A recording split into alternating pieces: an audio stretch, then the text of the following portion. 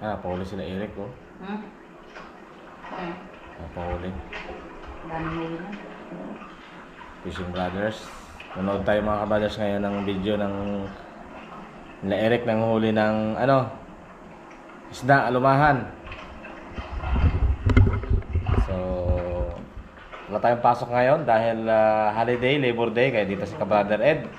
Tsaka kasama ko rin po ngayon si Nanay.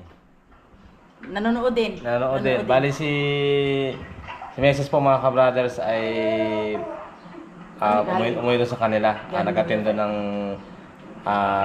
birthday ng kanyang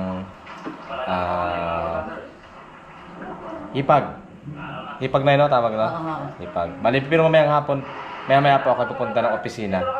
May asikasuhin lang ako mamaya. Ayan, daming uli nila Eric, oh. Dami.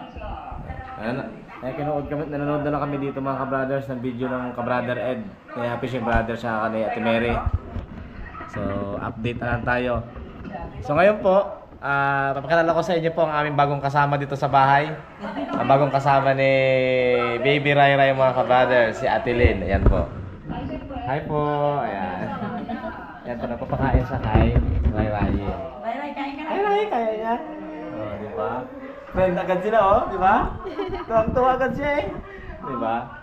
So, siya po yung bagong kasama namin mga kabrothers. Si Ate Lynn po. Clap your hands, oh, di ba? Oh, yan. Oh, clap your hands. Clap your hands! Clap your hands too. Clap your hands! Feel na siya, eh. Dati rin po kayo, di ba, nag-aalaga po ng ano, no? O, yan. Kaya, madaling nahulog ang loob ni Rai Rai, mga kabrothers.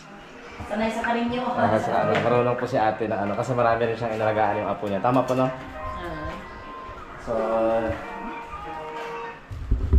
So yun po. Kasi si nanay ay kailangan na daw ng ng rescue. Kaya yan, si Kabrother Ed ulit. So, pinanood natin yung video ito. Nakaraan pang video yan mga kabrothers. Ang niluluto ni nanay. Ano niluto ko, Nay? Ay, nag-ano po ako. Nagagawa pa ako ng langis ng niyog. Yan. Ito. Anong gagawin sa lansa niyog? Itong gata, yung cream ng niyog ay pag naglangis na ito ay isangag ko po sa bawang. Sa bawang po ito isangag ko. Nalagay sa buhok? Ha? Nalagay sa buhok? Hindi, yung bawang at saka ito ay isala ko yun at saka yung kanyang langis ay pangpahid sa mga ito sa tuhod na nagasakit. Kaya relax na ngayon si nanay mga kabrothers. Yan na lang. Bali siya po ay alalay na lang to. Kasi kailangan alalayan pa rin po si Ate Lynn. Tsaka mag-start na siya mag-gardening. Umayang hapon po mag-aayos kami ng mga tanim na gulay ni nanay. Tsaka pag pwede na siyang umuwi sa amin pag tumagal-tagal para makasama doon sila Ate Mary. Oo. La Kabrother Eric. Bali ang ulam natin mamaya ay Ayan. Yan po yung ulam namin mamaya. Yung tinulang manok mga kabrothers. Tinulang manok na may papaya at saka dahon ng sili. Bali si nanay lang dito konting linis, magaluto, mag-aalalay. Yan. Paminsan-minsan ako rin gahawak kay Rai Rai. Alalay. Oo. Ayan mga kabrothers. Kung dati doon natutulog si Rai Rai sa aming room, dito na siya matutulog ngayon mga kabrothers pag tanghali kasi mainit. So yan, bali dito po siya natutulog mamaya tuwing hapon kasi sobrang init saka si Ate Lynn. Saka meron naman tayo ditong aircon, saka meron tayong camera para makita pa rin namin ni Mrs. mga kabrothers kahit kami nasa opisina. Tapos si nanay dito siya matutulog.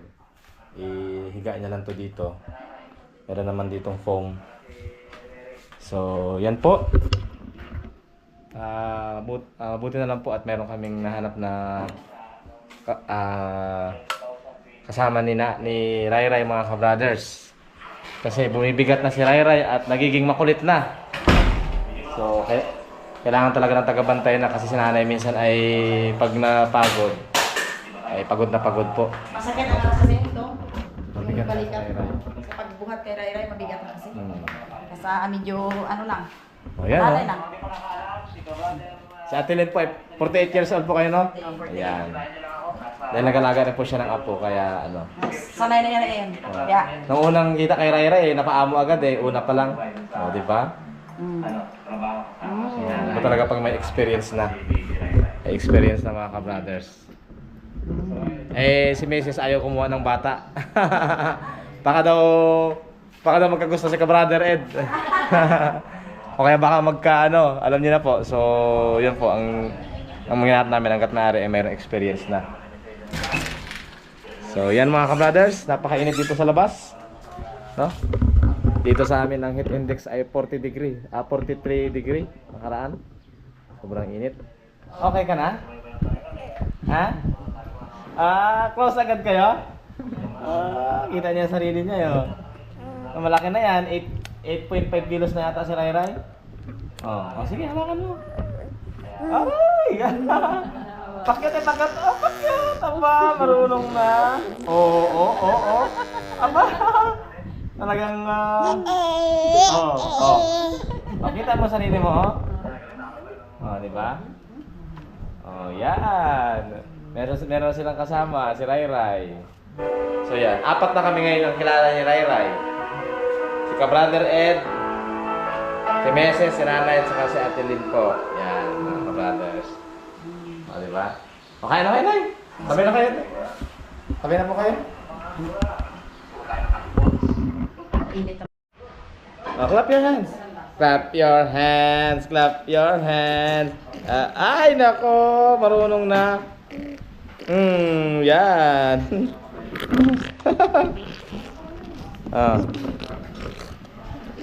Magkamukha ba tayo? Anak? Ha? Tete. Di ba? Mukha daw siyang lalaki, mga ka-brothers, kasi yung buhok niya hindi pa nahaba. Nag-comment doon sa sa iyong kung ano mo daw yung katami mo. Ni Rai Rai. Sabihin ko sana, yan ang ama niya. So, mahaba na ng buhok ni Rai Rai pag tumagal, mga ka-brothers. Kaya sa unang tingin yan, mukha talaga siyang mukha siyang lalaki kasi gawa ng buhok niya. Di ba, Rai Rayin? Pero marunong na yan tumatayo na yan, mga ka-brothers. Nakasampa lang siya doon sa may playpen, tsaka gumagapang na. Marami ng mga improvement sa Rai Rai. Tsaka pero makulit. Grabe.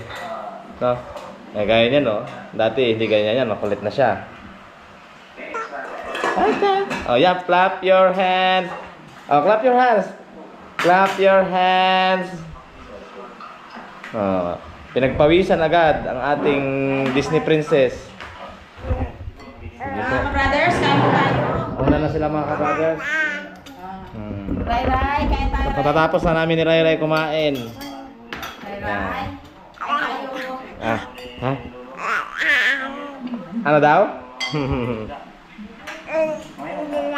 Yan ang niya pag wala dito. Miss Rachel, manonood ng TV. Yan po, mga ka-brothers. Isasawan kayo, Nay? Sige. Ano yan? Ito yung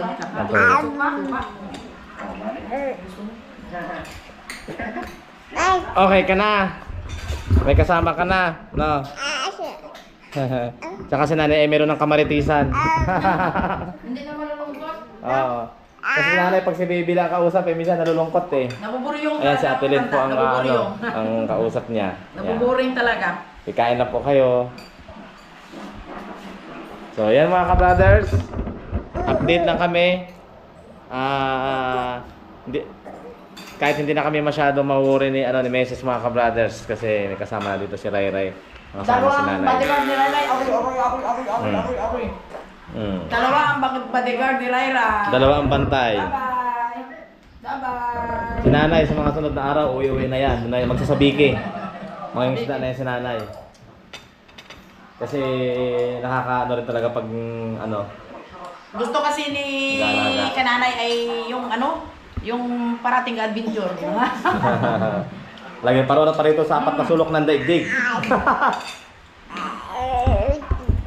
Okay, so yun po, si Mrs. mga ka-brothers ay may hapon pababalik. Ako naman ay may maya po mga tanghala ko punta sa opisina. May asikasuhin lang po ako doon kasi minsan kahit holiday kailangan natin pumunta sa office. So yun mga ka-brothers. Bye-bye na tayo, Ray. Bye-bye na. Bye-bye. Bye-bye na. Bye-bye na. Bye-bye. Bye-bye. Bye-bye! Like and subscribe po, mga ka-brothers. Bye-bye na, bye-bye! Bye-bye! Bye-bye. Bye-bye! Pinagpapawisan na ang aming Disney Princess sa sobrang init. Enjoy eating and enjoy watching with Ka Brother Ed.